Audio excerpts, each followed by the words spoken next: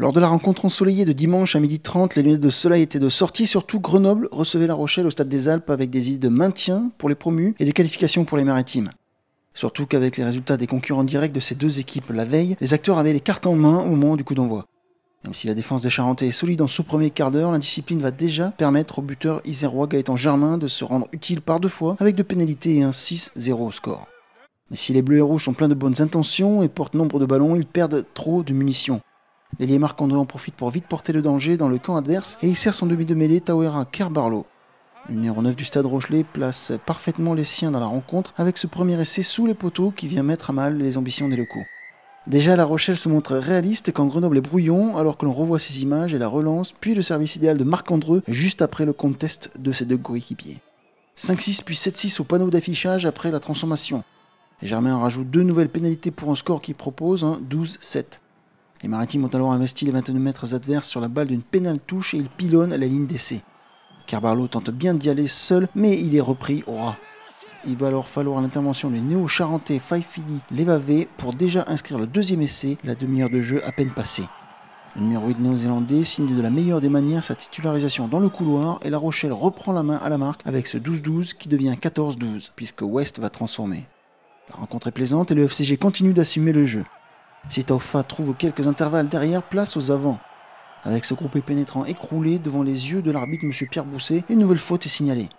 Gaëtan Germain est jusque-là impeccable et il ne va pas mettre fin à cette réussite avec cette nouvelle pénalité de plus de 40 mètres gauche. Voilà donc les bleus et rouges qui repassent devant au score 15-14 juste avant la pause.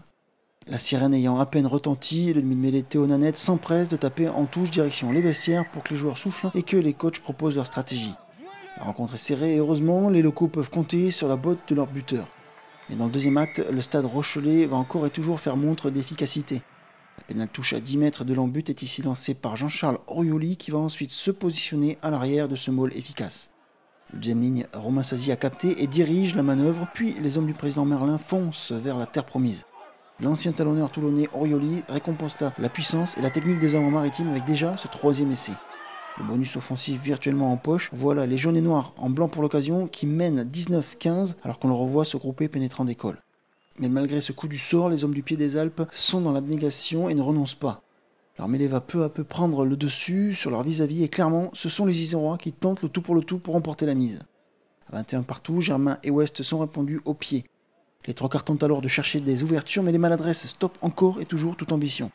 Puis les Charentais vont encore en profiter. Ici, Arthur retire la vista de taper à suivre rasant avant de sortir en touche. À la réception de ce coup de pied, Mathieu Hugalt va être trompé par le rebond et cela va profiter au stade Rochelet. Le néo-zélandais Tawera Kerbarlo est le premier à aplatir ce quatrième essai, signant un doublé personnel. Surtout, à 5 minutes du terme, ce contre-éclair ressemble à une balle de match gagnante. Non seulement les hommes de l'Atlantique valident un succès, mais avec 4 essais à rien, ils assurent un bonus offensif inespéré. Une dernière mêlée assurée et les visiteurs s'empressent de dégager un ballon mort pour confirmer ce 12e succès de la saison synonyme de 3e place au classement, le tout en embuscade.